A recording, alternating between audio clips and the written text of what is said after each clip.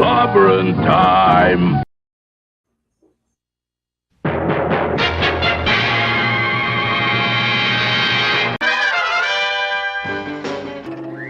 Atomic batteries to power. Turbines to speed. Roger. Ready to move out.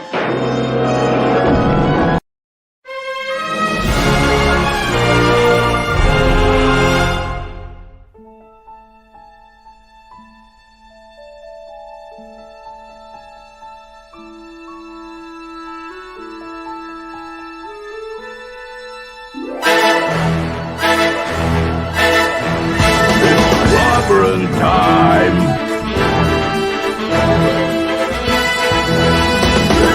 Clobberonimo!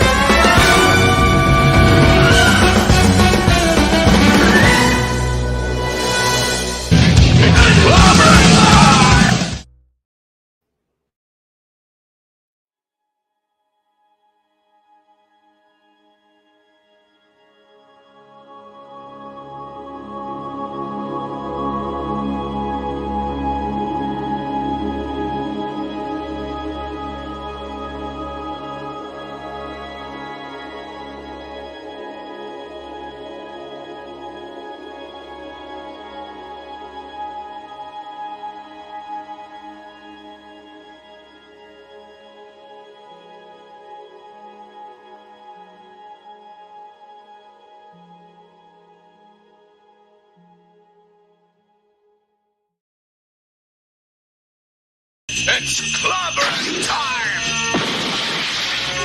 Clobberonimo! Greetings, clobberers, clobberonimos, clobberuskis, clobberoids, clobberettes, clobberians, and every other kind of clobber out there. And to those who have not clobbered yet, all I can say is the secret is to bang the rocks together, guys. Clobber times, issue number 645, a special two-burger, a two-parter, a double burger. How should a double special, whatever night for Clobberin Times, Mark C. Monday night, Mark C. Comics Talk. All hail Mark C. Comics, and more comics coming at you. This is, of course, also 645 on YouTube, 1,345 overall. And Earth B review number 11 with the coolest man to ever review anything with, a good old buddy, fellow YouTuber extraordinary. Please find his channel and subscribe to it if you hadn't already. We'll get the link up there. J-Man, welcome, bro. Hey, how's it going? Good to see you, man. Thanks for being here. Good to be here. Yes. Oh, boy. Yeah, that good, huh? Oh, dear. Oh, man. It's going to be fun. Oh, this is going to be really fun. There's an error on the cover. There's a major error on the cover. So once we get into it, I'll point it out. Oh, I want to see that. Okay, sure. Yeah. We'll do very basic show notes. What you got going on this week? For me, this Thursday, where Sean and I are doing Transformers Thursday, and it's going to be the cartoon this time. So we're kind of going back and forth between the cartoons and comics. So we're doing the next 3 episodes of the first cartoon, like G1 cartoon. So we did the first 3. Now we're doing episodes 4, 5, and 6. And then Fourth World Fridays, which you will be on. And yes. I just read the New Gods issue for that, which was pretty awesome, which introduces the Black Racer. So that's going to be a lot of fun. And so that's this Friday. And then Monday, we're back, you and me and Sean again for Legion of Superheroes. So can't wait. It's pretty stacked streams coming up. Man, I love reviewing comics. It's so much fun. Old comics, it's basically just sitting. I mean, if you call it reviewing, call it what you want. We'll review them, but we're just going through them, talking about what went on in those days when it was it was simple. Have fun. They were there to entertain kids, and we all started as kids, and that's just, I love it. So much fun. Yeah, I wish there was a few more of those still out there for kids. Like, it's tough because I think this industry will slowly die out because kids aren't aren't coming on board. You know what I mean? Like, well, they got video games and all that other kind of crap. It's not even the fault of the art form, but that doesn't mean. But there's still some kids that would look at it, that would look at a nice comic that caught their eye. I mean, they're not entirely immune to it. It's just, it is different. A bigger challenge for the art form, and an even bigger challenge when they don't even try. Yeah, or they're using it as a springboard to Yes. you know, either further their career in another field, or as a mouthpiece for, you know, whatever messaging they want to put in. Exactly. You know, so, It's a I don't damn know. shame. Show notes, of course, folks. Again, let's see. I'll be well, the wild card Wednesday night will be here, of course. Wednesday night, and Thursday will be the clubhouse will be in session. Number one, and the great Mark D with the C chief engineer will be hanging out with me as always Thursday nights, and then of course these are all Clobbering Time show notes, of course. Saturday night Star Trek. What a blast we had last week with Threshold. Holy crap! And worst thing ever. I mean, that was what a time. It was amazing. So we always have a great time on Saturday Night Star Trek. Always, all four of my shows, that and the comic show, and tonight's comic show coming up. By the way, yes, I forgot. Tonight's comic book show, Mark D with the C's. Listen, Mark D with the C. Mark C Comics Talk will be tonight. I didn't mean to forget that, because we'll have a special edition of that today and right now. Then we'll have the regular edition tonight. Then there was Wednesday. Then there was Thursday. Then there's Saturday Night Star Trek. And again, I want to thank everyone who participated. What a blast it was to trash Threshold. Maybe the worst thing ever with the word Star Trek on it. I don't know. It's close. But it was so much fun. What we got here going on? Okay, so, and then, of course, Tuesday and Thursday night, I'll be at the great Tom Connor show, Midnight's Edge After Dark, with the Pop Culture Breakdown. Always fun hanging out with those folks at the Pop Culture. Sorry, Pop Culture Breakdown is my buddy Doomcock. I didn't mean to miss a credit. Pop Culture something. What does Tom call it? Tom, what do you call it? Midnight's Edge. Yeah, but there's he calls it Tuesday and Thursday nights. It's a different. Yeah. It's sorry, Tom, I let you down. He knows. Everyone knows it. Everyone knows where to be. So, and then of course Wednesday nights at 7. Tom's are at 6 Central, but at 7 Central Wednesday nights. Loki on his great channel, my buddy, for the comic shop, comic book roundtable. Then it's Nicholas with the comic shop gang on 8:30 Central Friday night. So you got so many of them all over the place, folks. But of course, then there's Sunday night Geekery on Mark D's channel. We did that last night. Of course, it sometimes turns into Eatery.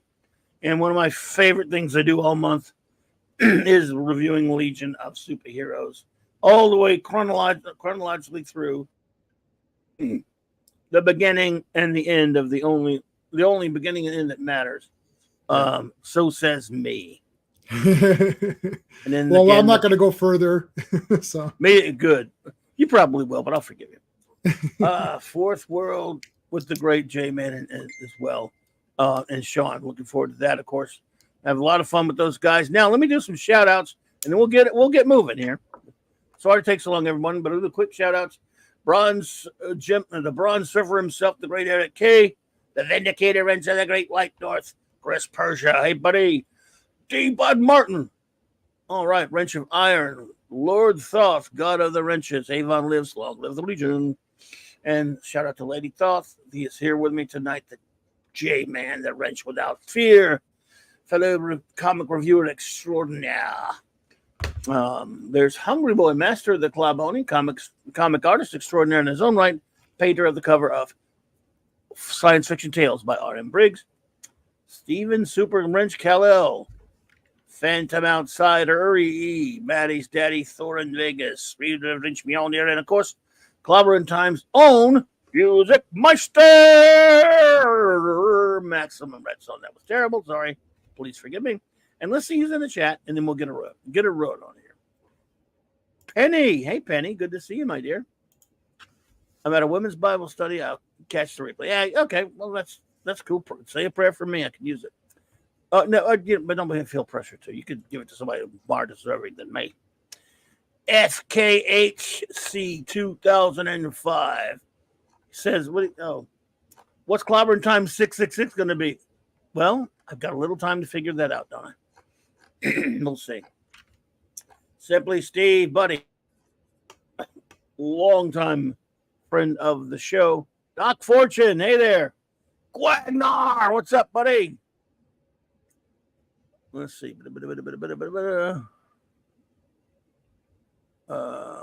Again, I'm so sorry for the late start, everybody. I had to handle something there real quick. Let's see. I think we've got. Hey, Ironcaster, what's up, buddy? He says, this week, Clobby will finally give his review of One Piece. I will not be allowed to. My son, who is as big a One Piece fanatic, if not that there ever existed in the world, he got rid of Netflix when we were having, and he's one of those. I keep hearing all these nice things about One Piece, the live action. He's having none of it. I truly raised him to be worse than me. Because again, I have not watched or read One Piece.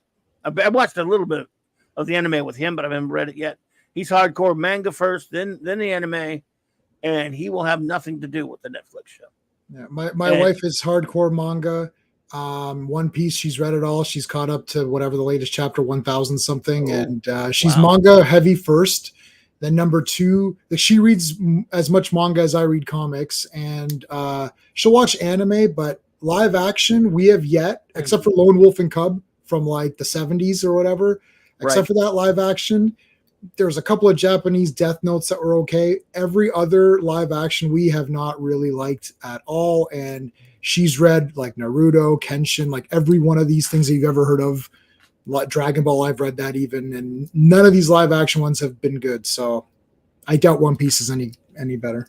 No, I got you. Well, again, but everyone's loving it. I mean, people who thought they were going to hate it are loving it, but that never matters. Yeah. Lemon Pie, hey there. Susan Eckstein, good to see you, my dear. All right, welcome to Earth B. Welcome to you all. If none of you visited Earth B yet, I hope you'll hang around and stay with us. Dad Man's Walking. What's up, buddy? Good to see you. So Wagner did say something before we get on as far as the Legion reviews. He says you should at least review the 5 years later. I hate 5 years later. I mean, if Jay wants to force me to do it to tear it to pieces or something, I don't know. But I hate 5 years later, dude. What's wrong with you? I've got so many things planned. Like once even the Fourth World's done, I want to continue with Jack Kirby. Other things, oh yes, like maybe do like Demon or like I don't know, something like I want to do a Jack Kirby thing. Continue this on even past Fourth World because I'm loving it so much. And Legion, once we're done Legion, we can look at something else. I'm not sure if we'll continue on. I don't think we will because I probably will have the same impressions you have. You never know. Well, you never know. We'll see what happens. It's a long ways away, fortunately. Yeah, we ain't close to there yet. So yeah, we're in the infancy stages. We're really in the embryonic stages, to be honest, right now. Fanty says, "What? I timed no one out. I don't know what that means, Fanty. You gotta give me more something like that before I can even begin to wonder." Okay, so everyone, as you know, I'll lay it out on the line, basically explain what we're doing here for those who do not know, in case you are lurking. And by the way, thank you if you are, or if you're watching on a download or a rewind, you came across this thing, and go, what do I mean, Bob Haney? I remember that name because I'm old. And you are old, my friend, if you know who Bob Haney is. Let's just face it. But old in a cool comic geek way. So there you go. The Zany Haney man himself is one of the most. Somehow my phone decided to time out Simply Steve. Oh, I'm sorry, Steve. I think he timed out one of our that happens. Yeah. Steve, if you're hearing me, let us know. Or I don't want him to be untimed out. I don't really know how to do it from here. Can you untime out him? Maybe Chris can handle that. Chris, could you help me with that, buddy? I wouldn't know how to untime out somebody. I can't do it either. I just tried. It looks like it'll come back on its own, I believe. Let's see. Go to channel. Because I'm let's see here. Yes. Oh, he got rid of a couple of his messages. I see. Okay, so that'll be okay. Oh no, timed out by Phantom. I see. He was timed out for 300 seconds. Sorry, don't worry about it, Steve. You'll be back in 300 seconds. By that time, you would have you wouldn't have missed too much. Oh, there was just an accident. Yeah, Fanny wouldn't do that on purpose. You were okay. Sorry about that, Steve. Hopefully it'll come back on. No harm, no foul. Sorry about that, guys. It happened. It's happened many times. I mean, years ago with Mark D. Was Steve Maddie's daddy, Steve Mitchell, did that to Mark D with a C back when I first wouldn't even know Mark D with a C, and he had to do all kind of crazy stuff to get himself back in. It was back on because it's somehow he timed out. He banned him, or I don't know what he did, but he did it by accident. But his phone did it, you know. And it's happened a few times. So sorry. So hopefully, Simply Steve will return. Yes, OP. Didn't need. Oh, it looks like he's already back. I think. I hope. I tagged him to see if it'll let me tag him, and it did. So that means he's still in the chat. So he'll be back. Holler back when you get back, Steve. Sorry about that, buddy.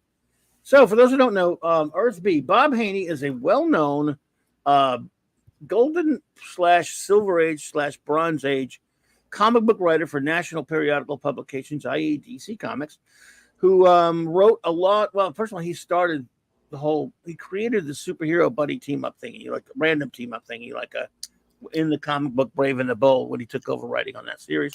He's created Metamorpho. He's written a lot of war comics. Of course, he wrote Batman. He wrote the Brave and the Bold comic for many years, World's Finest and whatnot. And he became, amongst DC editors over the course of time, they would say, like, Bob never gave a damn about continuity. That was a big knock on him. They were like, he would write, Batman would do things that Batman would never do. He would write things many issues later that contradict something that was in an issue before. Hell, he would 2 panels away. He would contradict himself in the same page sometimes. Yeah. Didn't care about logic. Didn't care. He says that, and he is on record as saying, hey, this is kids' junk. Who cares? And he wrote, consequently, that's lovely because he wrote some of the most crazy out there bonkers comics ever. And that became a big kind of, amongst comic and book historians and professionals, kind of a fun thing about, to talk about Haney's work. And then in the late 70s, in the Crisis Companion, I'll never forget it. There was a IGC or whatever did this after Crisis on Infinite Earths came out through these indexes. There, he's back. He's back. Good to see you. Sorry, Steve. Fanny didn't mean it. So these indexes, they were talking about the different things that happened because of Crisis, and one of them they talking about was Earth B, and they decided to name Earth B Bob Haney. That was the planet. That was the Earth where all the crazy, nonsensical things happened. And he also worked on that world a lot with editor Murray Boltonoff. You could throw that there too, but it was Haney, Bob Haney. And so we just for years, every time we would, even in joking, passing, my friends and I'd say, "What the hell? Why this? Why that? That must have been Earth B." So about a year ago now, almost, my buddy J-Man and I just came up with this stuff. I said, it'd be fun to review a Bob Haney comic. Because every now and then they pop up here and there. Someone's talking about Bob Haney.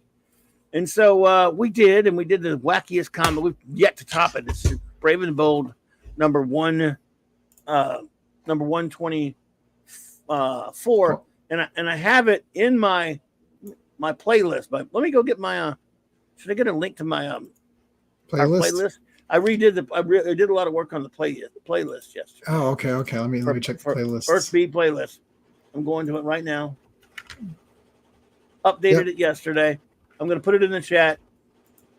I'm just doing it slowly, of course. I got it. I got it in there. There you go. Oh, you got it? The playlist? Yeah. Okay, so there we go. This is number 11. Oh, I go out for nothing. Yeah, number 11. Wow. So there we go. So so check that playlist out if you have not but seen it. You will not regret it. It is a lot of fun. Well, we had fun. Maybe I'm being silly, but man, there's some goofy stuff. And now tonight we present to you, unless you had anything to add to that.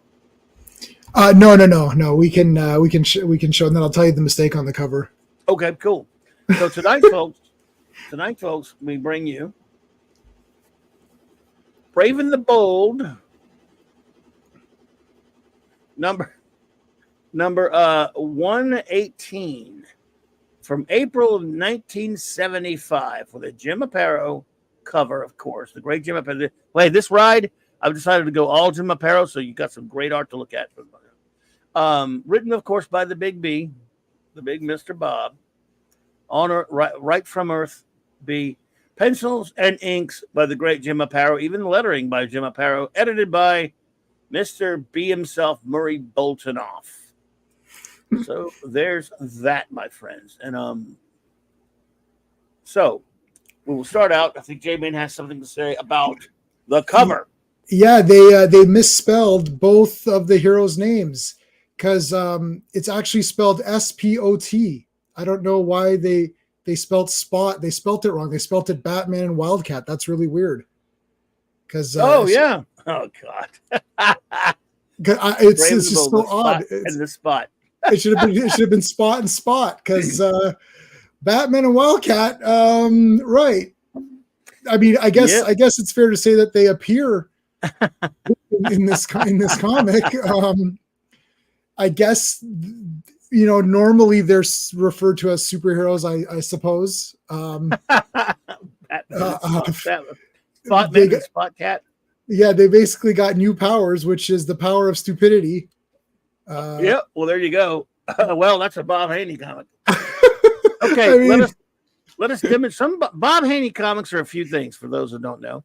Sometimes they're just weird, very weird. Almost always weird to some point.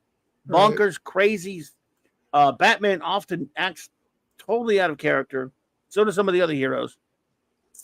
At least this one, you're getting the Joker, sort of, because there are times there are times you don't even get a villain at all.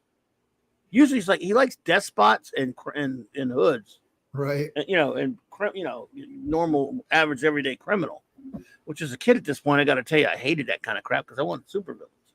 Yeah, if I'm a superhero fan.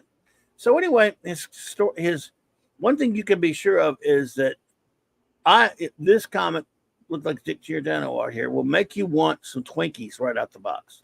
So I started reading this not knowing it was a Twinkies ad because I'm reading it off of an iPad. I don't own this one. I have taken it upon myself to try to purchase the ones that we've been reviewing, but I didn't like get this one in time or whatever.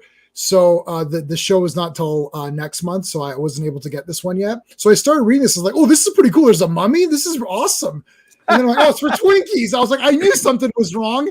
I'm like, it started off so interesting. I was like, and I thought, wow, this might actually be a good one. And then I was like, oh wait, it's for Twinkies. I'm like, damn it, I knew something was wrong with this comic. I'm like, this was too good. I guess it says the only constant is inconsistency. Inconsistency. Yeah. You are correct, sir. And again, by the way, spoiler alert, we're going to spoiler the hell out of this one because it's a 1,000-year-old comic. Yeah. If you want to read it for yourself, hey, I understand, but we'll read it to you. You'll never have to take out, All right. So, interestingly enough, almost all Bob Haney, Jim Aparo comics start with a big splash. There's pretty action packed, but this one, we're at Sparta Prison. I guess that Illinois, a grim gray island island of stone, amidst the green sea of forest 200 miles due north of Gotham City. He just made up a prison, basically. Right. All right, Dubsek. What the hell is that? Dubsek. I don't know. You can rot in there, rot until Hades freezes over. Tells Gordon, that's a little unprofessional. Yeah. Sweating out time in solitary will change your mind, make you spill your guts about your boss, the Joker. Okay, so never, Gordon. Mike Dubsek ain't no rat. And he's even, but under his legs will tell you that because it says the Joker. Once again, the grinning jackal. Let's try the TV show. What the hell? The Joker. Once again, the grinning jackal of crime returns. But this time his chilling chuckle triggers a plot so cunning, so evil, that the Batman finds himself facing his own best ally, Wildcat, in a fight to the finish when echoes the cry, May the best man win. XXX die. Oh my God. By Bob and Jim, baby. Love these guys. Great art. Jim is beyond reproach for them. Yeah. Wouldn't it be the best man live? Because if you're the best man, you would live, right? But anyways, that doesn't sound as good as die. I guess not. I guess dying is cooler. So right away, there is a mistake. Yeah. May the best man die. That sounds very jokery, though. You got to admit. Yeah. Uncommon sense. Hello there. All right. Oh boy, buckle up, folks. Uncommon sense could be Bob Haney himself. It could be. Because are you Bob Haney? So anyway, here's their logic. They're looking for the Joker. And for some reason, they think locking up a hardened criminal in solitary will make him, spill the beans of where the Joker is now. I don't know about you, but if I was dumb enough to work for the Joker, I certainly don't want to be that guy. Right. To drop dime on him, because he'll kill you anyway, but he's probably going to get. So where's the profit for this guy in spilling the beans on the Joker? And here's Gordon, think it'll work. Batman keeping him in solitary so he'll reveal all he knows about the Joker's operations, henchmen, hideouts. It has to, Commissioner. Why? Because we can't think of anything else. Since that ghastly clown escaped again, he's on a rampage of murder and mayhem extreme even for him. It's as if he's making up for lost crime time. Dubcheck is the key for corralling the Joker. And if he'll only talk, keep your fingers crossed, Commissioner. Well, I don't get it. It's just, why? It's just because Bob says so. Right. And then the other thing too is that, okay, if Joker thinks one of his guys has been captured, wouldn't he alter his plans? We would think that, right?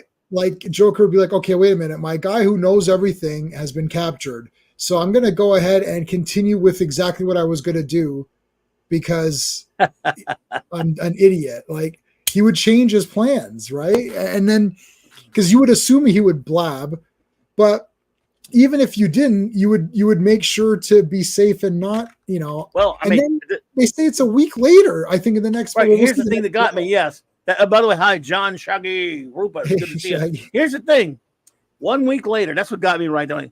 Yeah. So they decided, this is pretty dangerous. Is it a murder spree unusual even for him? Let's go get a cup of coffee. Yeah, why don't we? 1 week later, where's Batman running around town looking for his ass? Right. So 1 week later in Gotham City, Batman from Sparta's Warden, Jubsex cracking. What, he wrote him a letter? Look at it, he snail mailed him.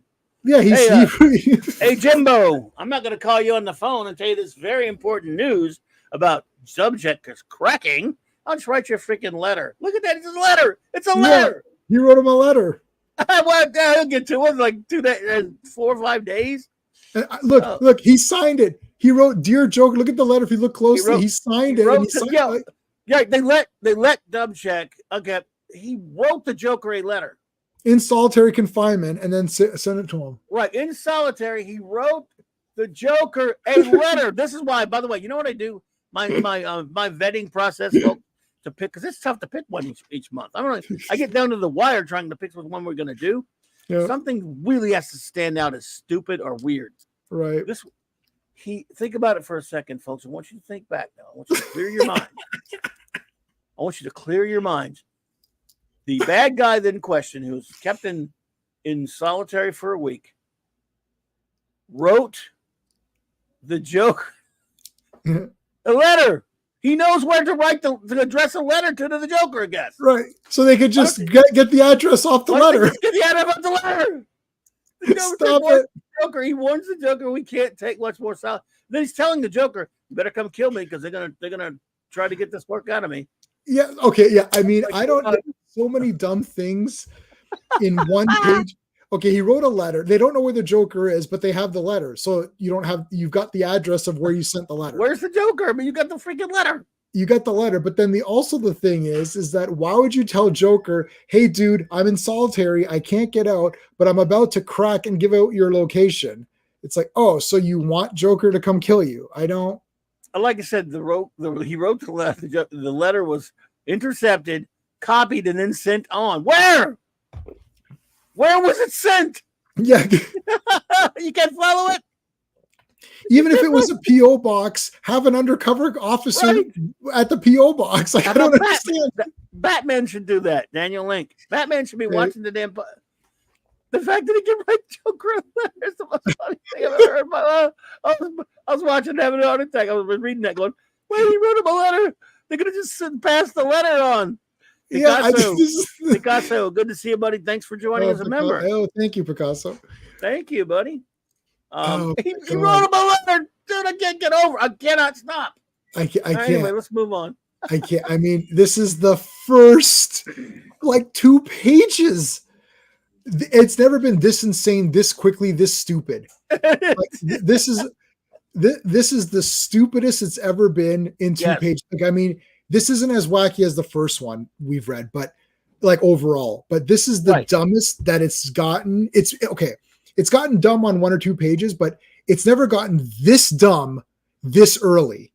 He usually, like Bob Haney usually works up to the stupidity. This is high level stupidity in the first couple of pages immediately. Immediately. Like it's like, where could the Joker be?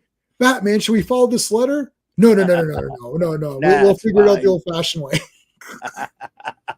Dubsec warns the Joker he can't take much more solitary. Good. He's cracking. All right. A little more time and let him kill a few more people. And the rat will sing a song that'll trap a hyena. You had it all in your hands. I mean, I can't get it. Batman is the dumbest. His Batman is always, almost every story we ever had, Batman's been like an idiot. And before I even knew much about Bob Haney back in, a friend of mine was telling me about Bob Haney's stories of Brave and the Bold because I bought the comic, but I was young. And he would tell me, oh man, read a Bob Haney story. A Batman, he's like a guy in a Batman costume, but he's never smart. He never does anything. There's all kind of crap he can't do like Batman can do. It's like, right. But somewhere in Gotham City this very night, so Joker's doing business as usual. I don't like letting you have this. It's too risky. But you'll do it because you like money. And because if you don't, the last thing you will ever hear is the laugh of the Joker. Good evening, Doc. So that's 2 pages done. All right. For some reason, and I love Ted Grant. I'm a big fan of the Wildcats. Yeah. One of my favorite of the Golden Age superheroes. We're at what dastardly deed is the Clown Prince of Crime contemplating? The following day, Hillman's gym, where the fight crowd gathers. So he got this stupid plot. Well, we'll tell everybody. Is it true, champ? You're boxing at an exhibition bout at Sparta Prison tomorrow? Sure. Those cons up there are human beings. They need sports entertainment, contact with the outside world. Really? I mean, really? Yeah, give him a TV. Give him a TV. I mean, well, I did. Why, Ted? Because the plot says so. That's more Bob Haney right there. But that's okay. It'll make much more sense very shortly. I'm sure his opponent will be, someone of their choosing, but we'll see. We'll see who his opponent is. I'm sure it'll make complete sense. It'll make absolute sense. He says, yes, it's Ted Grant. Yes, it's Ted Grant, alias Wildcat, crime fighter and cyclist extraordinary, by the way. Cyclist extraordinary, not extraordinaire. An ally of the Batman in a smashing series of brave and bold sagas. By the way, what's funny about this is connected to other comics, because the last time we saw Ted Grant, he was a millionaire for some reason. Another one we saw him, he was busted on the day. And he's look, this is 1975, right? Right. He was in the golden age, dude. He would be Ted's they got him looking old here. Yeah, but man, he would be in his 70s or 80s. He ain't boxing nobody. Yeah, he would. Well, that's the least of our troubles in this comic. Okay, here you go. You want some more stupid? Champ, I'm Whitey Ross. Used to fight bantamweight. Need a job. Could you use a second at Sparta tomorrow? Sure, Whitey. I don't know you from Adam. And we're going to go to a highly sophisticated, well, supposedly, prison. They're supposed to have great security. Come on in, my good man. I can use problem. Ex-pugs if they'll stick together. That's not suspicious at all. Right. Wow, sure. You can go with me and further our plot. Yeah, why? Yeah, come with me, random person who I just met right now. Just met. Come with me to the prison and help me fight. It's like, okay, well, who are you gonna fight, Ted? Who's the guy who you're gonna fight? Let's guess. Two-Face. Nah. The Riddler. No. How about Mike Dubasek? Ted Grant's who's in solitary confinement. Like, but see, you know why he's fighting him now? Because he almost took Grant's title in a disputed decision. right. Now we made up out of thin air. Right. So this Dubcheck guy almost beat Wildcat at his own game. Right. Wow. Almost beat Wildcat. Wow. Ted's a bad mother. Yeah, he's one bad mother you don't want to mess with. Yeah, he is. But every con in the place says Dubsec is the better fighter. If we don't let him fight, Grant, we might have a riot on their hands. Why don't you quell it then? Why don't you tell them they're the prisoners? They don't tell you what to do. So see, this warden is under orders from the authorities to keep the guy in solitary. Right. But this guard says, "Hey, boss, we better let this guy fight Grant because the cons want that." Right. Yes, I know. I promised Batman and Gordon to keep him in solitary, but a few hours can't hurt. Get him ready. What did you? Like, what are you talking about? What? Who are you? The warden doesn't outrate the police. I don't. This is so unreal. And it's like, well, the prisoners want this. Well, I'm sure the prisoners want to be let free. You're going to let them? Like, well, if we don't let these prisoners free, they're going to riot. It's like, okay. So, like, I don't get it. Yeah, why don't you bring Muhammad Ali while they're at it, and then you just have one of the prisoners beat him up? It's just like so. Why is there a live boxing match in the jail? Why are they allowing the prisoners to pick who they fight? Why? He didn't clear it with Gordon either. Yeah, I mean, yeah, right. Because they don't later on they don't know about it. Okay, so yeah, and it's like, let's pick the guy that almost beat you, and like what happens if Wildcat loses? So the prisoner just goes back to solitary. Like, I don't. Yeah. Like, what is in it for him? Why would he even want to box? Why would he? He's like, why would I want to box you? Like, that afternoon, as 600 odd tough convicts excitedly gather in the prison's huge exercise yard. To watch Ted Grant get his ass beat. This time, cheese champ, I'm gonna clobber ya. You can't use that word in a DC comic.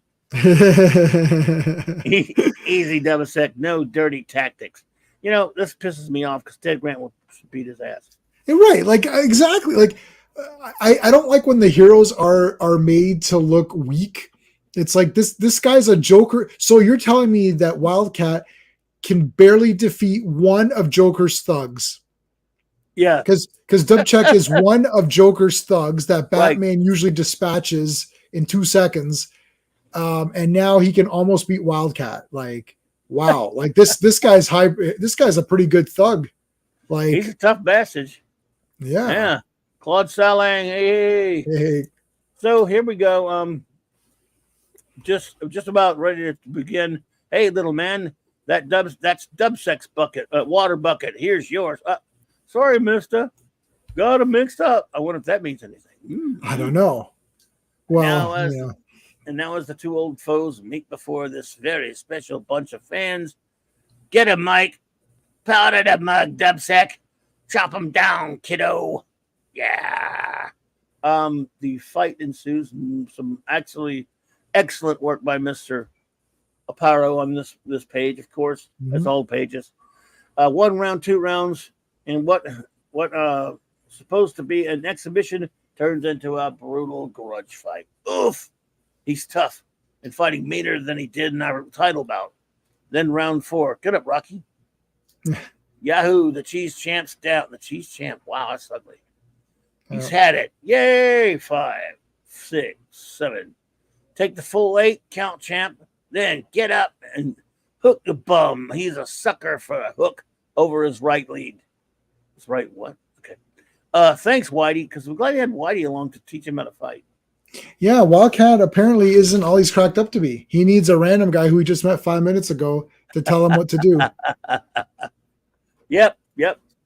Now the former heavyweight king is up, and as his opponent pours in for the kill, did you see that? Wow, like being hit by a 38 slug. And as the tough con is counted out, nice bout, Dubsec, you little worthless little cut weasel. Huh? You got lucky, chump. No, he didn't. He took him down, biatch. 2 days later. 2 days later. Every inmate in Sparta is infected. Okay, so this was their story jump. That fights happened, right? 2 days later, every inmate in Sparta infected Batman. Some kind of mystery disease. Woo! The whole prison is an isolation ward. But you can learn karate. Yeah.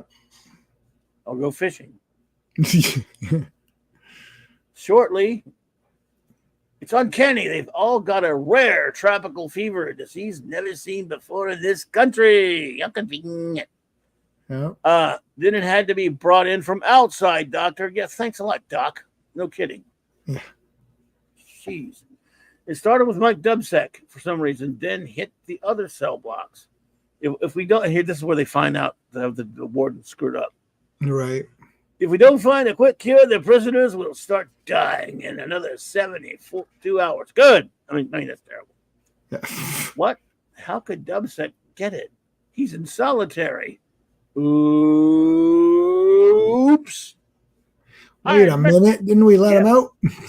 What the hell's going on around here? So he, I admit I let him out to box Grant. Then let him eat in the prison mess hall as a reward for a good fight because I'm an idiot. Right. Last. It's all becoming clear. You're fired, dumbass. Yeah, you guys are fired. Where there's going to be an investigation into like how you conduct your operation here, Warden. Like, yeah, what the hell? You're letting guys out to box, and then you're letting them have like special dinners and stuff. Like, yeah, who are you, Warden Crichton? Yeah, it's a new tool to help rehabilitation, or it's one of his many rehabilitation policies. I like when Adam Westy says, sometimes I just don't know. The Joker, I'll bet he somehow is responsible for the epidemic, a diabolical plot to get Dubsec, you think? Yeah. It's so, you could have killed him. You could just poison the water. Poisoned his ass, and he's dead. Why do something to infect the whole prison, but it might be cured days later? Right, yeah. At least have the poison affect Dubsec and have it kill him, and then maybe everyone else gets somewhat of a disease and some are dying, and but like it's like I'll infect him knowing that Batman will probably find a cure. Like, okay. Like, thanks, Joker. Uncommon sense. Yes, I love how Batman looked. I mean, this Jim Aparo art, we should always say it when we can, is really great. He's just one of the great cartoonists and stylists that ever worked in comics. I love him. Yeah, this Batman's the best. I like this Batman. Yep, it's the best looking Bat for sure.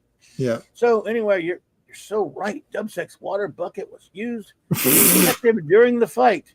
Later, the other inmates. Wait a minute. This is like 2 days later. They're just now figuring this out. Batman caught it. The other inmates caught it when they ate with him. Okay, but it was a water disease. Why was it a water disease? But it got to. He sweat it in the air. That was airborne. What? That's pretty dangerous. Incredible. The Joker tries to kill the one man he fears might rat on him. Instead of he could have easily killed him. Yeah. Since you're all so stupid. And now 600 others might die. I love how Bob Haney and the DC editors feel like they have to justify, like, they're convicts, but we must save them somehow. Like, and make sure. Yeah, they're a bunch of scum. Maggots who deserve to friggin' die, but it's a comic book. We need to save their lives. Okay. Yeah. Batman would do it anyway, but next day, back in Gotham City, I never dreamed Whitey Ross was the Joker's stooge because you're dumb, Ted. Well, you didn't know the guy. Yeah, well, why would you dream anything? It's like you don't know. It's like, hi, Mr. Grant, can I accompany you to this prison where I don't belong? Sure. Man, I never expected to be, hornswoggled like that. It's like, okay, dumbass. Well, I mean, it's so easy to just, Wildcat's intelligence is really low, I guess. You buy one of those collectible cards and you look at the back and it gives you their stats. And it's like intelligence 0. Like example, in Brave and the Bold 118, he allowed a guy to tag along with him and poison everybody. He also said, well, I never dreamed Whitey Ross was the Joker's stooge. The water bucket switch seemed a normal mix-up. Yeah. A guy you don't know. Right. Forget it, Ted. We know you're a dumbass. I mean, forget it, Ted. But maybe as Wildcat, you can help us run the laughing hyena to earth for good. Yeah, sure, Bata. So here we go. Here's some more Bob Haney writing number 101, which is why this comic is such a fun example of just you don't give a shit what you're writing. And wait, do they know Wildcat's identity? Do people know Wildcat's identity is Ted everyone Grant? knows Ted Grant. Okay. I say that that's been back and forth. Okay. But everyone knows Wildcat is that. At this point, I think they did. Here's what's the more Bob Haney goodness. This is an example of them saying, look, we don't give a shit. 8-year-olds are going to buy it. Put it in the comic. I don't care what makes sense. Like an editor is supposed to go, Bob, what you're writing here doesn't make a lot of sense. And here it is. We're in luck. A scientist at Parsons Institute has been researching that rare disease. He's got one lab animal whose blood's crammed with enough antibodies to inject all of the prisoners. They're as good as saved. One panel. Silly, dopey shit for sure. Mm-hmm. Next panel, next morning, said, let's go get a bite to eat. Fuck it. Let's wait till the next morning. We're no hurry. They're all a bunch of convicts. Well, they got to morning. Yeah, I mean, they got to catch, Dynasty or Dallas or something. Yeah, they're like, there's 600 people, like, whatever you think of them. The next morning, not like, because there's Batman and Gordon, like, oh, well, that's a relief, Commissioner. We're gonna go out and catch a beer. One? Yeah, I think I'll try you guys. Yeah, well, they've got to eat, Clobby. They've got to eat, right? Like, everyone's got to listen. Batman hasn't had a lunch break in like 3 years. Batman does not eat nachos. So next morning, la-di-da-di-da. Spot is worth his weight in gold. There's not enough time to prepare another animal. We dig, Doctor. This is why it's not Batman. Batman would never say we dig, Doctor. Never, ever. Bob. So he'll reach the airport and the plane for Sparta safely. Yeah, I'm sure. And so as the armored car and its unique living cargo rolls away, two famed figures are riding escort. One below. Where, what, who, how, what, when? Oh, yeah. On his cycle. One above. Traffic jam, but it's okay. There's still plenty of time to make the plane. You know what? Why didn't Batman take him in? Where is the Batcopter? It's a red. What is this red helicopter? Yeah, why didn't Batman just take the animal in the helicopter? That's Gordon's copter. Take the animal in the Batcopter. You have a freaking Batcopter. Right. Or any kind of, even the Batmobile could like speed by or whatever. Like, I don't know. Let's see the Joker catch that. He can't. But so how about you send the armored core as a decoy? Send Gordon up there flying, and then you take the Batcopter. No one's going to catch you. Yeah. But then, of course, that's cool, so-called story. But what Batman and Wildcat caught further back in the jam cannot see is the exhaust of the car nearest the stalled steel vault. What the? So basically, laughter inside the wheeled fortress, laughter that is echoed by harsher tones in the nearby vehicle. The jam's broken up, Joker. They always do sooner or later. Well, that's not funny. Whatever. And why didn't Wildcat use his motorcycle and take it then? Like, I mean, even if you don't want to use anything else, like Wildcat could just put it in his, hold on to the dog and go on the bike. Yeah, true. Like, I don't like. It's just like that's what I hate about a Bob Haney comic, and they're funny, but you're like, in order to fit his fill up his pages, you got to have the characters have to do stupid shit. I don't like that in TV. I don't like that in movies. I don't like that in comics where, make mistakes. Yes, and there's a fine line there. Your characters can make mistakes against tough opponents all the time, and it's fine. For characters to have to be independently on their own morons, when you do it, whether it's in a Trek episode of in these newer Treks. I mean, not filth, but like TNG or Voyager or whatever, or because they did it a lot, and so did DS9. Every show does it sometimes, but any TV show or any movie or whatever, where the character acts like a complete moron to quote unquote advance your plot, it drives me insane. Well, by the panel, they're always doing that. Batman, the Wildcat car is turning off from Airport Road. Something's wrong. Wildcat to Batman. I'll catch up and find out. There you go. So, before the Cato cycle, by the way, I resent the term Cato cycle. You keep calling it that. I don't remember it ever being the Cato cycle. Bob. Unless it was one of his earlier issues. Because he's had Wildcard a few times. So, the next panel, I guess everybody stopped, and there's little Spot. The hero of the book. We can't even find an original name for the poor doggy. Well, I guess he's a lab animal, so they didn't bother to It's actually kind of a throwback to Little Rascals. I was going to say it looks like Spanky's dog or whatever, right? Right.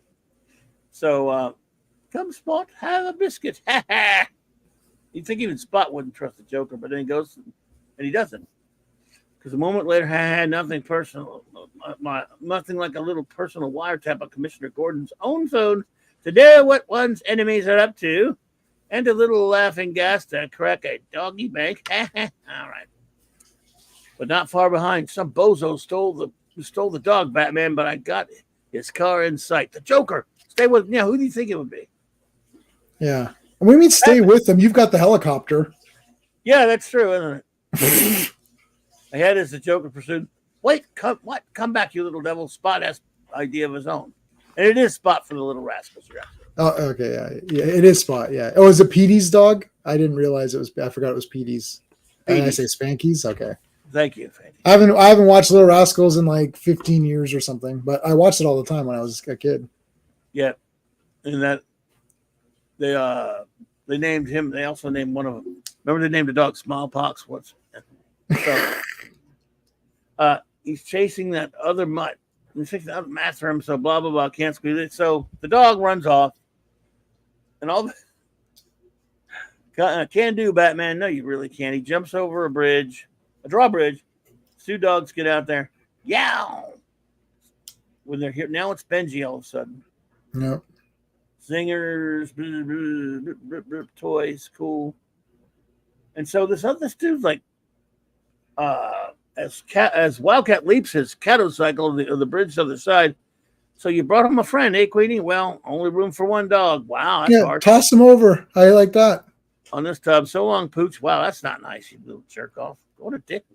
I mean, that's outrageous. It's like I can't afford to have two of these dogs and throw them off. Man. It's like, all right, like poor puppy dog. Think of Queenie's feelings. Like, look, he's like hiding in that. He's hiding in those tubes now. Like, yeah. Roof. Yeah, Spot says, I don't trust humans. Screw you all. You guys are dicks. And you're a cat, so I don't want anything to do with you. Yeah. I find him before the Joker does. No shit, Sherlock. Now, an amazing donut. Now, an amazing dog hunt? Yeah, oh, dear. Dog hunt. So now this story, folks, has become a dog hunt. Now it's about, it's Bob Haney incoherence. It started out as one thing that I wasn't sure what it was, but all it was about them to get to a silly dog hunt. Well, before I even read this comic, I had done a few weeks ago. I did a poll on my channel. I said, if Wildcat and Batman were to ever team up, what would you want to see happen? And then I put A, them fight a supervillain, or B, go try to find a dog for like half a comic. And everyone voted for looking for a dog. So I guess they just went with that poll result, because that's what's really exciting. I think the next Batman film is going to have Batman team up with Wildcat, and they'll be looking for a dog the entire time. So man, that's very exciting to a kid. For a minute there, I was almost thought you were serious. You really did that. Whoa. It's like, this is the dumbest thing ever. Like, it's like, you've got the Joker. Can you fight the Joker? Like, how about the Joker has a bunch of henchmen and Wildcat is fighting like 5 of them at once while Batman is going through a bunch of Joker traps trying to get Joker before he detonates some sort of gas bomb or something. That's it. Like, I just made that up on the spot right now. I didn't think it through. I just made it up, and it's pretty generic. Sure, it's generic. Oh, Joker's going to blow up some gas thing or something. Sure, it's generic, but at least it's exciting. And have Jim Aparo give him a few splash pages, give him some like leeway to do some good fights. Like, I don't want to see Batman and Wildcat running after a dog for 5 pages. Like, this is the brave and the bold. I don't think you need to be brave or bold in order to catch a dog. And I'm going to be proven correct in about a page or two when the most outrageous thing I've ever seen. Like, they should put Spot and this person on the cover because they're the only 2 people who did anything. But anyways. Okay. Well, let me know when you're there because I want you to take it away. We get there. Yeah. In the next few hours, we while a great city is combed from one end to the other, an old story is played once more. A boy and his dog and his fire hydrant. And his fire hydrant, which he's jumping over. And then we got like a bum on the street here. Yep. Stop. A few minutes later, this was Gotham City News. Gotham City News. Comb City for dog. Whatever. Huh? Yeah. So this old bum meets Spot. Poor little guy scared. It's all right, fella. Old Eddie will take care of you. But I'd rather subscribe to some DC comics. Hey, Two-Face, what comics are you reading? Hey, Two-Face, do you read comics about me? It's no joke. Yeah. That goes double. Interviews with. Oh, this is an Amazing World of DC Comics. Oh, man, number 4 special. I don't have that one. I have a few issues of Amazing World of DC Comics, and they're very near dear to me because I couldn't get them when they were coming out, and I had to go back and buy them later in the 80s, but I don't have that one. Man, look at that. Murray bolting off to the new. Jerry Robinson. Cool. All right, so subscribe to our comics. Whoa, that's bad. That's a great ad right there. Yeah, look at all that. Yeah. You want to hear something? I got all but the Ghost one and the Rudolph one. Oh, is that a Neil Adams Batman? No, I can't. Yes. It is. Yeah. Oh man, that's awesome. So you have all of these except for which ones? Ghosts. Okay, yeah, Ghosts. Yeah. And Rudolph the Red-Nosed Reindeer. And Rudolph. Oh yes. Wow, that's awesome, man. Love them. Oh, look at that. Wonder Woman. Oh, Wonder Woman, nice. Oh, you know what? I'm not sure if I have this one anymore. I think this thing is expensive now. Oh, that's a TV series looking. Looks like, yeah. Yeah. Oh, this is awesome. Yeah. Claw, man. The Unconquered. DC Explosion. This is so ridiculous right here. Oh, dear. So you're bright. Maybe you know some other tricks. Yes, I understand human language, apparently. Better than you old bum. Roll over. Okay. So Spot can roll over. All right. So he belonged to somebody at some point. Great. Right. You got the gift, Pooch. Well, because of that, roll you get over. to be a top trick dog. Again, because of a rollover. I mean, I'm no expert on trick dogs. I should know. I was once the best in the business. You were a trick dog? Me and my dog act. Oh, okay, I got you. That's what Spot was thinking. Right. Perfect, pal. Good. I was gonna say, hey Jim, I've got this really exciting page for you to draw. It's a homeless man playing with a dog. It's like, oh, what about me? What about drawing Wildcat and Batman kicking the crap out of a bunch of villains? No, don't draw that. No, don't draw that. Nobody wants to see that. This guy thinks after meeting this dog for 30 seconds, and he can roll over. Right. He's going to get back into circus, which I doubt he was ever in. Be big time. Look, Bob, dude, what kind of drug was it? Just ask him. No. If the guy really was in a circus, he would know enough to know that that wouldn't cut it. So here you go. You got suddenly a little Kate figure looms in the alley. A lithe figure. Hey, old timer, you see a little dog with a big spot on one eye? That's his name, Spot. What, Batman? A dog? Nah. I was sleeping one off. Just woke up. Wow, No. he lied to Batman, and He lied to Batman. Damn you! Batman couldn't pick up on that. Oh, I noticed that your eyes looked up to the left of your brain, or you remember that that trick? On Yeah. yeah. Batman would know he's lying. Right, That's he can't not tell that a Batman. bum. Yeah, This is Bat Guy. right. That's true. Don't know what the Batman in bolds wants with your pal with you pal, but nothing's gonna separate me from my ticket back to that big time. Woo! This guy's got look, what, a minute maybe he's on the doggy. Lots of trucks go by on the street ahead. Spot will jump on a slow one and hitch a ride. Arf arf. Spot seems down with it, but Spot's already way smarter than this guy. No, Spot, not that truck. This happens to be a. Go ahead. You know you want to. Yeah. No, not that truck, because that's the dog catcher. So the hero. Well, hold on a second. We have to. Spot. No, wait, don't. That's the Gotham Pound. No, wait, no, don't go to the pound. And it's like the dog catcher. What does he do? Just drive around with his door open, hoping that the Yes. dogs. Look, it's open in the back right there. It's a trick hatch, I guess. It's like, oh, there's a dog. It's like, Now we got him jumping in instead of out. Yeah. Well, your door was open. Yeah, and that was the only dog he had in there, so none of them came out. Yeah, I guess. So Spot. Kring. So he just. Well, what does he do? Does he just drives on? Does the door shut itself? I don't know. Spot said, "Let me get away from that kook. I don't care where I'm going." Yeah, I'd rather. This is like Lao She in the beginning of that template. It's like, nice try, Lao She. He shuts the door. Oh, Spot's like, nice try, you bum. I'm not going with you. Oh crap! I'm at the dog pound. It is a few hours later, and all over a great city, millions listen to a desperate appeal. Have you seen this dog? They got a picture of him. Great. Have you seen this boy? No. Have you seen this dog? Call this police emergency number immediately.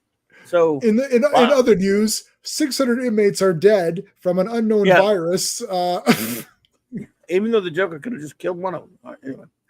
Like, So the headquarters now, it's like looking for a needle in a haystack. Well, it wouldn't be if you guys were competent. right. Thousands of stray dogs are in Gotham, and time's running out.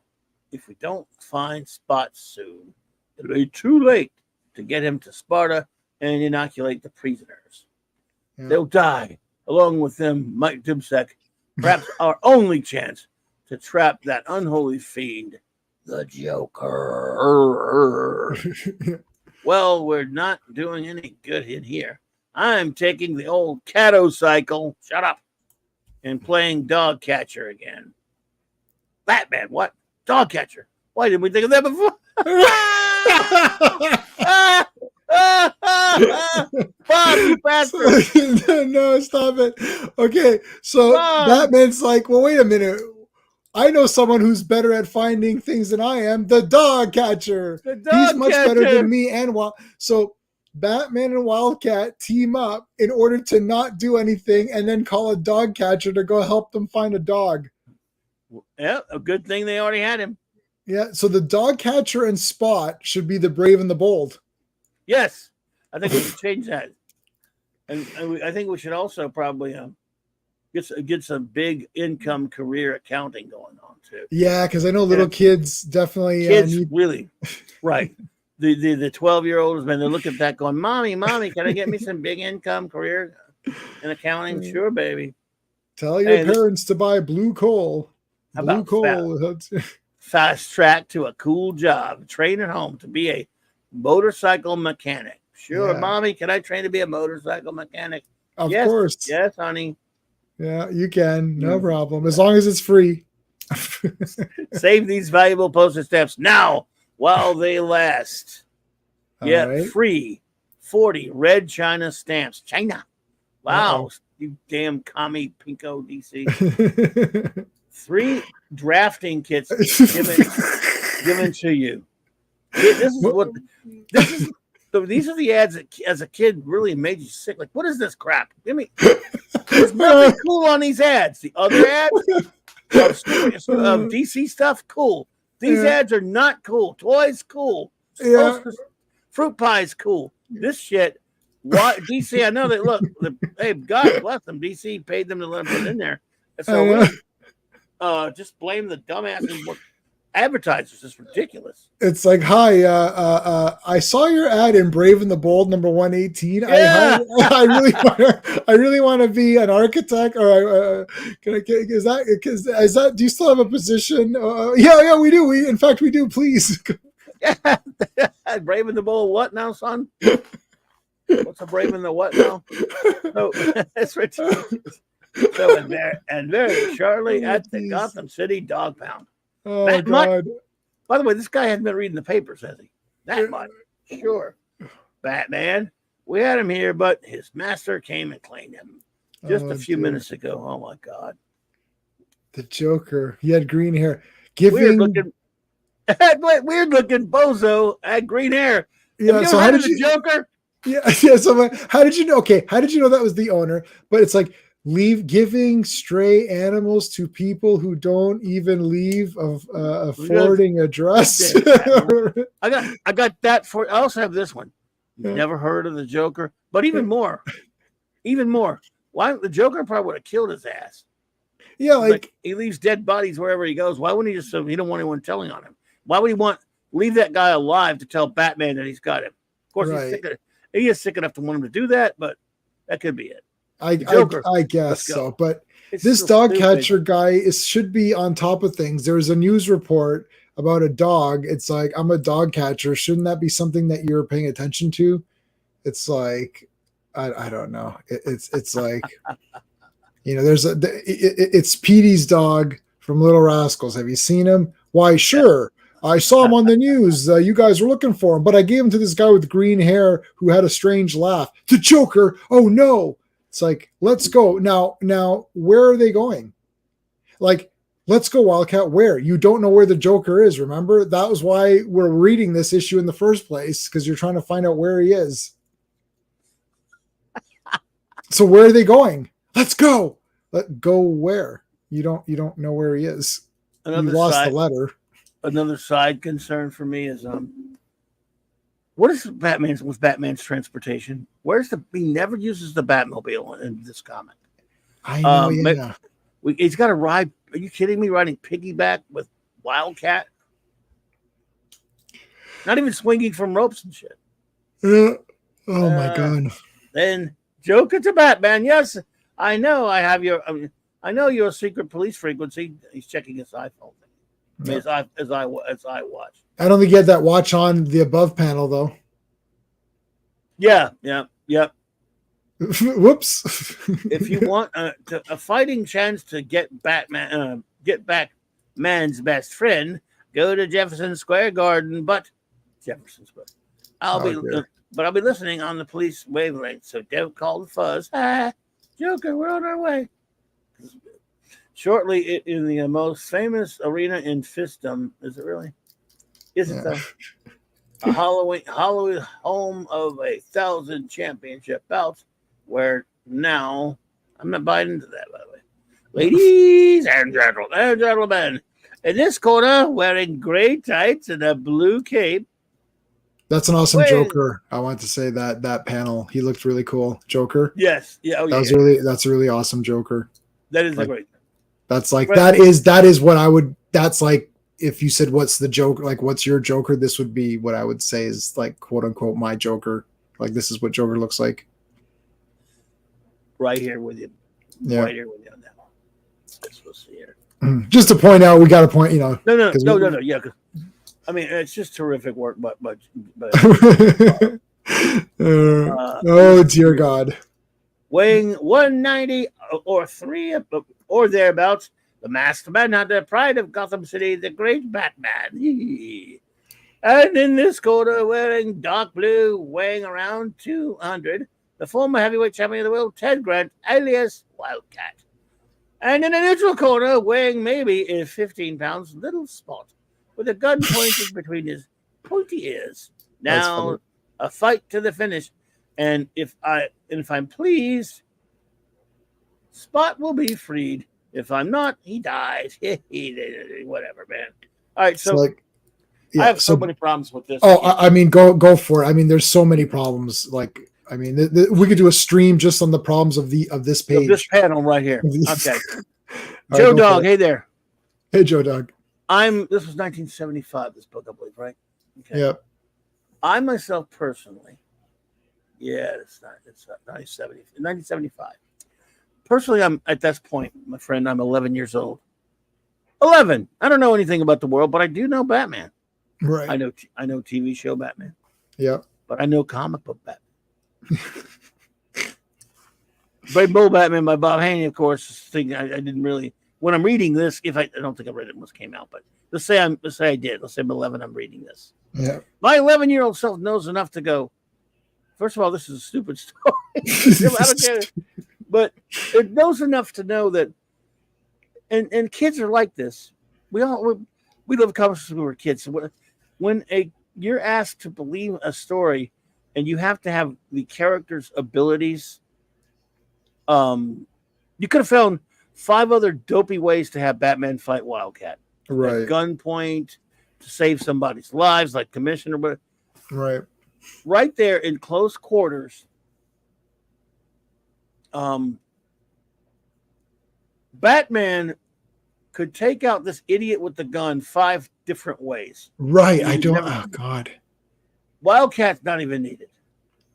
Right. The Batman. There's no way he can't save the doggy and then beat the shit out of the Joker. In fact, while he's doing that, Ted could kick the Joker's ass. Right. There's 2 superheroes who are like high cal. Okay. I mean, Batman could throw a batarang and take care of the guy with the gun, and then Wildcat knocks out Joker and it's over. Batman by himself could easily take out both of these guys, no problem. Not like Batarang, no problem. But really, 2 superheroes can't beat one Joker and one random. It's not even Dubček, who was the second best title champion or whatever, heavyweight champion. It's like, you can't take out these 2 guys. This is so bad. You could, and there are like 4 or 5 different ways you can still write your silly story. In this scene here, write this scene to where you find a way for Batman and Wildcat to fight, which is your title, which your cover promises. Not that we care that we needed them to fight, but fine, They're going to fight. Find a good reason. Find a better reason than this. This was lame ass shit. And it was just so, oh man. I mean, the laziest kind of writing I've ever seen. Yeah, like even in the prison, if they wanted to go with this prison theme, they could have had Joker say that I've released a toxic, again, use your gas. He's released a toxic gas in the prison, and everyone's going to die in like 10 hours or like in like a half an hour unless Wildcat and Batman box it out right now to the death, and then I'll give the antidote or something. I don't know. Exactly. Like, anything's better than that. Anything. Like, this is so dumb. And then here's the other thing. What if Batman and Wildcat were like, okay, go ahead, shoot the dog. It's just going to kill 600 prisoners, and we caught you. The only reason we needed Dubček was to find you, Joker. Well, now I have you. So go ahead, shoot the dog. Like, exactly. It's so stupid.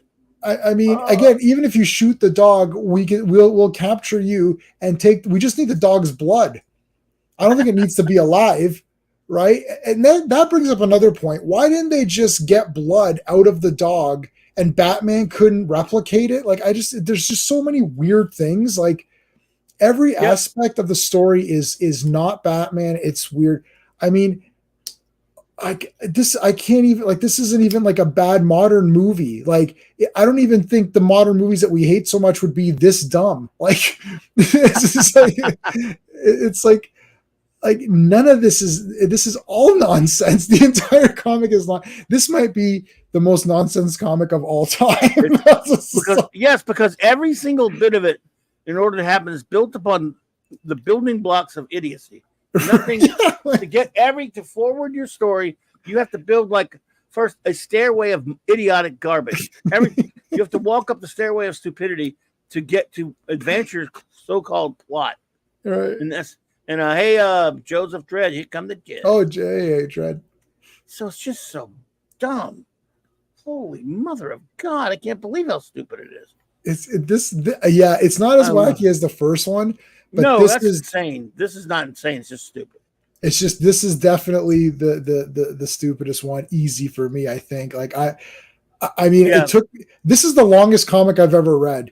Like the longest. I think I could have finished Watchmen in the time it took me to read this. I was like, what is happening? I've never like, and I know, Watchmen, I definitely went back and forth because I think Alan Moore wrote it in such a way that you have to kind of go back and, you kind of have to reread things. And this one, I'm like, wait, did I miss? Like, then because I'm reading it off of this, so I don't own this comic. I'm reading it off of the same thing you're reading it off. And I thought, oh, maybe they missed pages or something. I'm like, I thought that a couple times. Did you? Because I was like, what the hell is like, and I wrote no notes. I take notes, right? I didn't take any notes because I'm like, what notes am I going to take? If I was going to take notes on this, they'd be longer than the comic. I'm not going to even bother. I swear that, okay, obviously I read Watchmen. It took me longer to read Watchmen than it took me to read this. I understand. But yeah, but like, this is like a 22 page or whatever. I've literally read double 60 pagers in less time. I'm like, what is happening? I'm like, okay, wait, does he have the dog? Like, why does this matter? Like, oh my God, I can't piece this one together. It happened to me a couple times. I had to go back. Like, what is happening in this comic? What is going on here? This is issue number 118 of Brave and the Bold, Joseph. Yes. And let's see. Franti said, but wait, Joker called Batman on the police band to tell him where to meet him, right. but was going to monitor the police band so Batman wouldn't tell the police where he was going. Don't even try to figure it out. Yeah, aren't the police listening on the police band? Like, so it's like, don't tell the cops, but you're talking to them on the police channel, Joker, so they're hearing you. How did the Joker know? I don't know. You got me, Chief. I don't know anything. So may the best man win. He ha he ho, whatever. He. He's made us wear the cestus, the deadly metal gloves of the ancient Roman boxers. So you'll see more blood. What an a-hole. So here we go. Stop faking. Mix it up, slug. I want action. That's better. Now, Wildcat, give him the old 1-2. So fair. But would this go over big today? A gun in a dog's head, even in a comic book? Yeah, probably not. Not fair enough. Fight harder. Or the pooch bites the canvas right down. And as the awesome man who smiles. Why is he awesome? The awesome man who smiles? I think he's a jerk off. Smiles without mirth, taunts them. Batman and Wildcat increase the tempo of their bizarre bout. Good, great, beautiful. That's it. Soften each other up. Incredible. Batman's down. No, he's up. He's up. He staggers into a clinch. So what are you're Cosell now, whatever? Joker. Batman's back into the fight. What a show it is, folks. What a extraordinary display of pugilism we have with these two costume crime fighters. You almost tore my head off. Those Celesti, whatever, it really did kill old loving boxers. Sorry. If we hold back, the chortling creep will kill the dog. Like, why do we need to know about this little historical fact about, it's like, wow, those Roman gloves are really all, like, who cares? Like, why would we need to say that? How are they so stupid? Okay, let's say they to trick the Joker. They let the fight, and they go they struggle with each other slowly toward toward the dude, and then Ted gets out the way. Batman flips over and tackles the guy with the gun. Right. Batman's fast enough to do that. Again, they didn't even use their physicality to stop the guy. Right. He's just sitting there in the corner with a gun on a doggy. I mean, how many times have we seen Batman take out a guy with a gun? I mean, yeah. Beautiful, quick Batman, finish him off, huh? Bleeding, battered, the two comrades pound each other mercilessly into a contest where there is no rest. Oh God! In a contest, what? You tired? Fight harder, or the dog dies. Summoning some last reserve, two superb athletes deliver desperate punches, and now double KO. But you never guessed. But you never guessed the saps. The cesti you wore were tainted with the rare fever germs, and by cutting each other open so fiercely, you both became infected. What? The Joker didn't keep his word? Come on. I don't believe it. And Or then by Joe Kubert. Yes. I gotta say, we got a Tor ad and we had a Claw ad in this, so that's great. Yep, nice stuff. But okay. Here's another thing. Let's suppose that we believe all this garbage, this entire comic.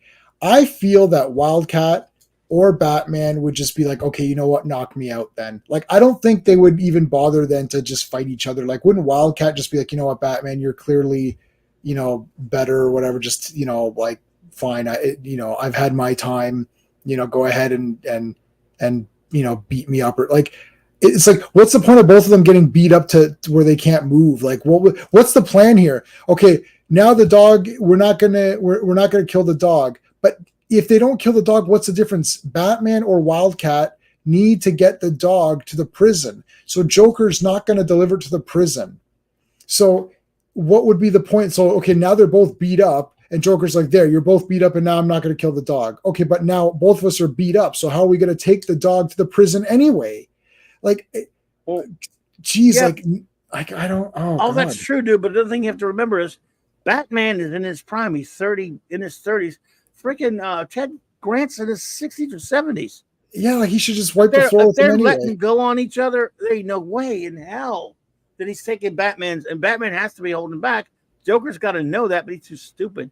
But anyway, didn't Wildcat teach Batman? He did teach him a lot of fighting skills. Yes, was one of his trainers. So anyway, all this goes, and now you both die. You both will die, since the only thing that will save you, you little Spot, will now be killed anyway. The moral heroes is never trust a Joker. No shit, they are stupid. Ain't they, Joker? Yeah. So now, but the brave and the bold hero of the comic. Yes, the hero of the comic, Spot, takes it as I'm tired of these are called superheroes. Again, depend on them. Screw them. Bam. I'll take care of this myself. Yeah. You bet me, little monster, take him out, destroy him. So moments later, here's another thing. You could just shoot him right there, Jokey. Yeah, just shoot him right there. Double Set will never rat on me, and you two great crime fighters. They're not that great. Sorry. Yeah. Will be out of my hair forever. Batman's a great crime fighter. This is Bat Guy. Yeah, but you'll die too, you inhuman clown. The dog's saliva, it's filled with with fever germs, not antibodies. You're lying. Am I? Can't take the chance either way. No, yeah. I can't. I must get that dog. And that was the only clever thing Batman did in the whole comic. Yeah. And it's too late now. And a couple of blocks from the arena. No, don't. So he's got to jump in to save the doggy. And this is, oh, good God. Oh, no, I forgot I can't swim. Oh, this dog is a superhero, but it is. He bites free. He chews the rope off of the rock, because the guy didn't just shoot him, of course. Right. And then he tries to save the Joker's stupid, worthless ass. Yeah. Come on, doggy. Nice punch, champ. But by the way, they're both fine now. They're fine now, yeah. Even though they're infected. Yep. I'll get Spot and that hunk of human flotsam he's trying to save. And a few months later, is it true Joker's also infected by Spot's bite? I don't know, but it was a desperate idea that worked. It got him off our backs long enough for us to recover and turn the tables on him.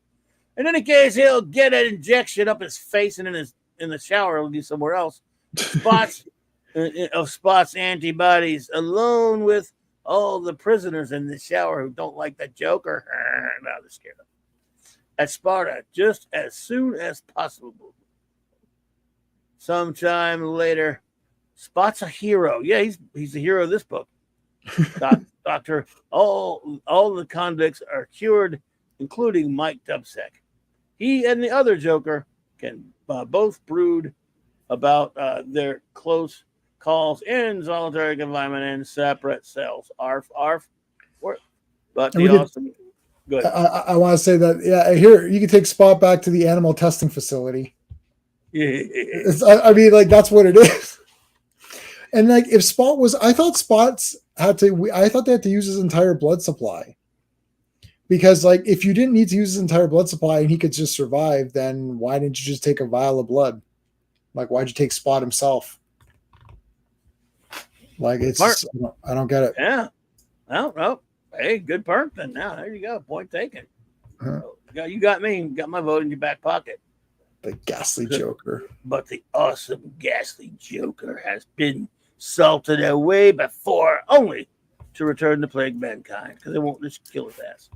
Watch for him and the Batman and team up heroes in future in shoes of brave and bold. Next issue on sale 3rd week in March. And let's see if we got any big names in the I always check the letters columns. Nope. We do have some Roman soldiers and some cool prizes. Yay. More cool prizes. Yay. And that is about that. That is that. Wow. Is that. Wow, man. Made it through. We survived another Earth B visit. Larry, what's up, buddy? It is Bob Haney, Larry. Clobby should make some audio versions of comics. Oh, thank you. You're too kind. It would be fun. Yeah. Yes, it is. This is the B Monday of every month. It is the second Monday. So yes, it's always on Earth B. And as I've talked about, we'll get out of here in a second, folks. But as I've talked about, it's become a struggle because I want to pick a really fun one. And so usually my vetting process, if I get past page, I try to read them all, of course, but if I get past like five or six and it hasn't wowed me, I mean, if it's just, look, they're always dopey. Right. But if it hadn't made me go, huh? What? And I'm usually go, well, that was still pretty silly, but I'm not like, but when I get there and I'm 2 pages, 3 pages in, I'm like, oh no, this is going, this is next. Lately, there've been a couple of times before I contacted Jay, they'll be like, I'm led right 2 or 3 or 4, maybe. So I'm like, I don't know, do I want that one? So there are a couple that I've read that I thought that would be, we could definitely do it and make fun of that one, but I want something special. And this one's special because it's so unbelievably ridiculous. Whereas some of the other ones are special because they don't make any sense. They defy logic. It's tough because, like, I mean, yeah, this one's just like so dumb. Like the first one we did, which is the background here that you're all seeing. It's the first one on the playlist. That one is so bonkers. Like, it was almost like that was going to be just the one-off. Like, we're just going to do that and that'll be it. But then we kind of went down this rabbit hole, and now there's so many. And they fluctuate between just weird and wacky or completely dumb. Like, there's nothing otherworldly going on in this. Like, we've seen ones where he's gone through time and like you see him in a comic, like in the Commandy one, they've got a Brave and the Bold comic book and they call Batman from out of the, from that time, saying that the comics were chronicling his real adventures or something. So there's weird ones, but this is just like, what? And they're so unexciting. Like, imagine like, yes, dull always. They're dull. Like, someone says, okay, Clobby, if you're a writer at a comic shop or a comic company, and they're like, okay, we're going to give you Batman and Wildcat, go. And you're like, oh my God, I don't even know. Like, you'd be like, I've got 50 ideas. I don't know if you know which one to pick. And you're like, what would be really cool? Like, okay, maybe they could do this or that. And they said, well, you know what? Hold on. You have to use Joker. Oh, okay. So, I could do that. Yeah. I could do that. No problem. Yeah. Oh, that'll be really exciting. And it's like, oh, I've got this idea. It'll be a Spot and they have to find this dog. and if they find the dog, then they can cure these inmates. Like, okay. What the hell are you doing, man? Did you get that one I sent you a while back where I said, this is weird, dude. This is I was looking at him, and this is so actually decent issue that it was so, I can't believe Bob Haney wrote it. Like it wasn't set the world on fire, don't mind you. Right. Toward the end of his run, it was an actually interesting idea with good story, fairly well done. I'm like, there's no way Haney wrote this one. I can't find it. Not that I'm sure that if I went back, I'd find something not goofy, but I remember it standing out. This is only a couple of months ago. It's standing out going, there's nothing really weird, particularly goofy or ridiculous in this one. Wow. But I wanted you to see it because it was remarkable for that. I thought it was a Green Lantern issue where he teamed up with Green Lantern. Yeah, I'm trying to go back through my. I'll send it to you later. Yeah, it's like I had it saved, and then I it was on my iPad. I had it bookmarked, and then now I lost the bookmark on it. I was like, I got to read this one. And I'm going through our Twitter back and forth to see if I can find that one again. But yeah, like okay, so some of them it's probably not exciting, but like it's like halfway decent, I suppose. Like it makes like it's somewhat decent. These are just like crazy. Like and the thing is, I could take any dumb story if it's exciting. Like, look, if it was like big huge battles and there's a lot of dumb books where it's like I still like them because look, it's just a battle, it's just a goofy battle, and I can just enjoy it. And Jim Aparo would be really cool to have, like, to have the two of, even if you just literally, I would have just done a gauntlet. It just started off with saying Batman and Wildcat have been captured by the Joker. He's thrown them into some weird maze, and there's traps, and they just have to get through it, and they fight guys as they get through it, and just have it like a rat maze or something. And that's it. No storyline. Okay, there'll just be a goofy storyline, but it's just the two of them. Because Wildcat is a boxer. Like I would always lean into whatever the character was. So if you're teaming up with Batman with, whoever, so if it's Wildcat, then it has to revolve around fighting a lot of different henchmen and a lot of different guys. So they fight one guy, like sort of like Bruce Lee in Game of Death or something, where it's just like a pagoda of guys, like have Batman and him fight, 4 or 5 different guys through a maze or something. Because that's what Wildcat does. He's a fighter. If it's going to be Flash, then it'll have to be something where they have to use Flash's running speed to find things, or, what I mean? Like lean into lean into it. No, this is like, let's have him running around like for a dog. It's like, well, you know what? Here's what I would have done. Batman should have called Flash and said, hey, Flash, we got to find this dog. And then, oh, here it is, Batman. Thanks, Flash. It's over. Remember, every one of these comics so far, well, this is the 11th one. One of the things that stands out is how he'll have a Green Lantern or a Flash or whomever, and he uses the powers sparingly. And when he does, he uses them incorrectly. And then things are going, wait a minute. That wouldn't work against Green Lantern. Or that Green Lantern could do that. But remember that one of the best ones was one of those early ones we did where he's dying in 5 days, and they need to get a surgeon. They need to get a surgeon to him immediately, or he's dying and won't leave. And it took 5 days, even though we're in a reality where there's a Justice League satellite and a Green Lantern. There's Superman, there's Green Lantern, you name it. Yeah, that was one of the best. That was like insanity. He's stuck in crazy person. Yeah, it'll be like a 3 or 4 hour flight or something, or it's a 5-day flight to get this doctor. It's like, or Green Lantern can fly and get him. A 5-year-old who knew Green Lantern would go, why doesn't Green Lantern go get him, mommy? How about Superman? What about the Flash? Remember that one where they're like the girl turns the corner? Oh, and the then Flash is like, I lost her. Right. Like, what do you mean you lost her? It's staggering. And that's what happens. Like, you can't even, it's not the same character if you're just for your dumb story, you're just spending his powers. So I've never seen the Flash lose a random generic regular woman. I mean, it's even weird. Look, it's weird even when Captain Cold or like Weather Wizard or something, like, where'd he go? It's like, okay, that's weird, but at least it's like a villain. So you're like, well, maybe Captain Cold had some kind of device. I don't know. But this is like a regular person. Yeah. She turned the corner. I can't find her. You can't find a regular person who doesn't know that you're after her. Like, even when Captain Cold does it, or any of these guys, Heat Wave or Weather Wizard or something, whenever these guys do it, you're like, okay, that's kind of weird. But at least they could be like, well, I know the Flash is after me. I fought him before. I know how to get around his speed. This is a regular woman who doesn't know that Flash is looking for her. She turns a corner and loses him. It's like, okay. And that's just one example. Yes, sir.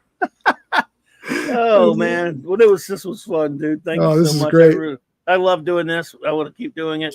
Hey, Penny, you're home safe. Good. Nice. Good. I hope you all. I mean, I don't know if it's possible to enjoy it as much as we do, but I hope you all enjoyed that.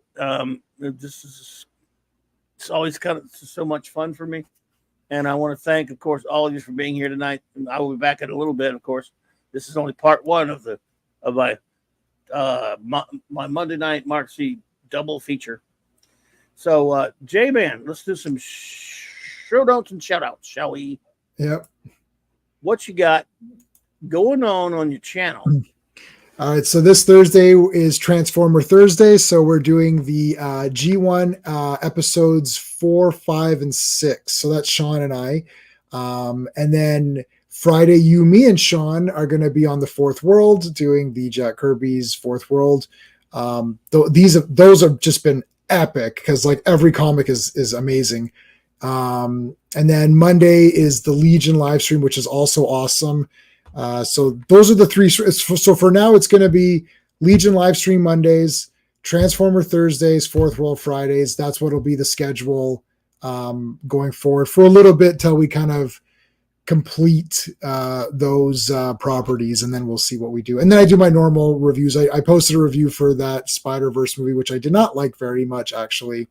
And then I do my comic book reviews, and that's just the regular videos that are on the channel. So fantastic, dude. Yeah, Larry, but I think you were asking. Yes, this was the Bob Haney night, buddy. Good to see you. You didn't hear me shout you out earlier? Well, anyway, good to see you, bud. Okay, shout outs. Obviously this was so much fun. Tonight later at 9 p.m. Central Standard Time, join me for some just very basic Monday night Mark C comics talk, just hanging with you guys. Well, geeking about some comics, who knows what. And then of course 9 p.m. Central is all of my nighttime shows are throughout the week, all four of them, including Wildcard Wednesday night, 9 p.m. Central. It'll probably just be Open Geekness. Then there's the Clubhouse, 9 p.m. Central Standard Time, with of course my wonderful first officer and my great chief engineer, Raquel and Mark D. I'm looking forward to that. We finished up UFO last week, but we'll kind of we're going to do like a wrap up of the whole what we thought about the whole series in general. And then let's see. Then Tuesdays and Thursday nights at 6 p.m. Central, I'm at the great Midnight's Edge After Dark with Tom Connors and that great group over there. Always a lot of fun. I'm a guest with them. And then 7 Central on most Wednesdays when he has it, the great Stone Loki on his channel with the comic book roundtable. And of course, my buddy 32 Flavors of Nick Weiser. I hang out with him on Friday nights, 8:30 Central Standard Time for the Comic Shop Gang. And Sunday nights, the Sunday Night Geekery, that is, 10 p.m. Eastern Standard Time, though, like last night, it probably often becomes the Eatery. But we have a lot of fun with the great Mark D with the C, amazing chief engineer.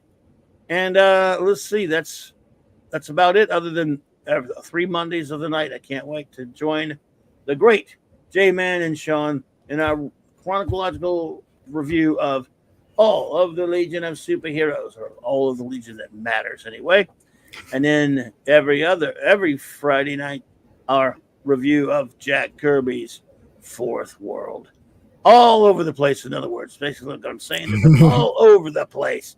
But I really appreciate you all for being here tonight. Let me shout you out and then we'll get out of here. Shout out wrenches. The great Eric K. Bronze Wrencher, the Chris Persia, Vindicator Wrench of the Great White North, D. Bud Martin, Wrench of Iron, Lord Thoth, the god of wrenches. Avon lives, long live the Legion. Shout out to Lady Thoth. He is the wrench without fear. Hanging out with me tonight, as always, the great J-Man. Hungry Boy. Master of the Claboni. Stephen Kal-El. Wrench Supreme. Fanty Outsidery. The Rascally Wrench. Batty Daddy. Woodler Wrench Beyond here. And, of course, Max Redstone, our own music master. And I guess that is about it. Other than our friends who made it with us tonight, of course. Larry, Picasso, Penny. Who else was here with us tonight? We'll take a quick look. We'll get out of here. Uncommon Sense, thank you. Joseph Dredd, Joe Dog, FKHC 2005. I said Picasso. Not Picasso. Say it again. That's all right. Joe Dredd and Guagdar and Simply Steve. Sorry about what happened earlier there, buddy. That's about a few others I may have missed. And I'm sorry if I missed anybody, like Claude Saling. Yeah, there you go. I said Picasso, I think, but just want to be sure. Daniel Link was here. Thank you so much, Daniel. Appreciate that. Thanks for becoming a member, Picasso. I appreciate that. John Shaggy Rubas was here as well. Thank you so much, buddy. And again, it's good to meet you on Common Sense. Thank you. Ironcaster, my buddy Ironcaster was here. What's up? Thank you, bro. Lemon Pie was here. Dadman and the Dadman clan was here. Suzanne Eckstein. So thank you for being here, my dear. Appreciate you so much. Looks like I managed to get everybody, but Doc Fortune, except for him, of course. Except for Doc Fortune. So anyway, all right, my friends. Thank you so much. I'll be here in a little over 2 hours. A little over 1 hour. Sorry. 9 p.m. Central Standard Time. I will be back. Until then, good night, everybody. It's clobbering time.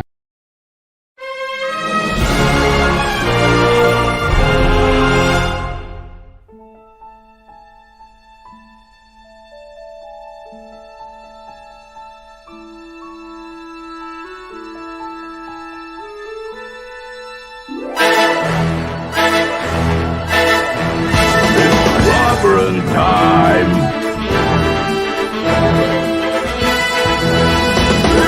Clobber animal.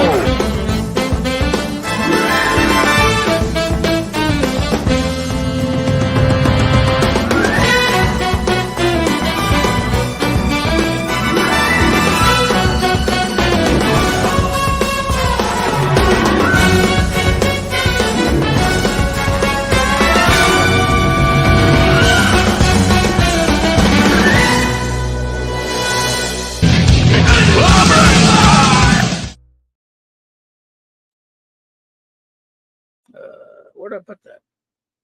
I just love clobbering time.